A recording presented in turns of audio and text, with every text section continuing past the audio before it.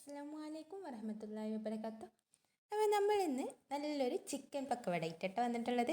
അതിന് വേണ്ടിയിട്ട് ഒരു 250 ഗ്രാം ചിക്കന്, എല്ലില്ലാത്ത ചിക്കന് ചെറിയ ചെറിയ പീസാക്കിയിട്ട് കഴുകി വൃത്തിയാക്കി എടുത്തിട്ടുണ്ട്. ഇതിലേക്ക് ഒരു വല്ലുള്ളി ചെറുതായി അരിഞ്ഞതും 3/4 ടീസ്പൂൺ ഇഞ്ചി വെളുത്തുള്ളി ചതച്ചതും കൂടെ ഇട്ട് കൊടുത്തിട്ടുണ്ട്. ഇനി ഒരു കപ്പ് കടലപ്പൊടിയും കൂടെ ചേർത്ത് കൊടുക്കുന്നുണ്ട്. 1 ടീസ്പൂൺ മുളക് പൊടി, 1/4 ടീസ്പൂൺ മഞ്ഞൾപ്പൊടി, പാകത്തിനുള്ള ഉപ്പ്,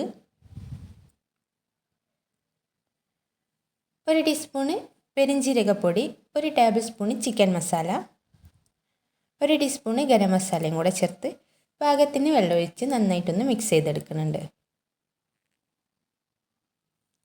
അധികം ലൂസാവാതെ മിക്സ് ചെയ്തെടുക്കണം.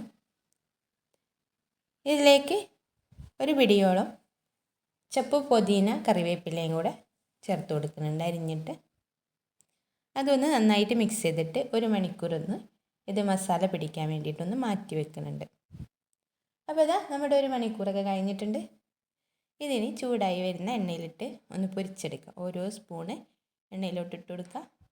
തിരിച്ചു മറിച്ചിട്ടൊന്ന് വേവിച്ചെടുക്കുക.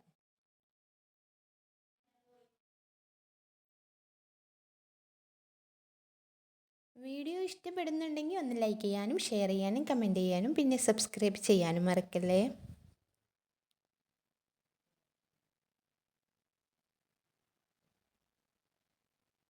അപ്പോൾ ഇതാ നമ്മുടെ പക്കവടയൊക്കെ നന്നായിട്ട് മുരിഞ്ഞ് വന്നിട്ടുണ്ട്. ഇനി ഇതൊരു പാത്രത്തിലോട്ട് കോരി മാറ്റാം. പെട്ടെന്ന് തന്നെ ചെയ്തെടുക്കാൻ പറ്റുന്ന ഒരു റെസിപ്പി തന്നെയാണ്. അടിപൊളി ടേസ്റ്റാണ്.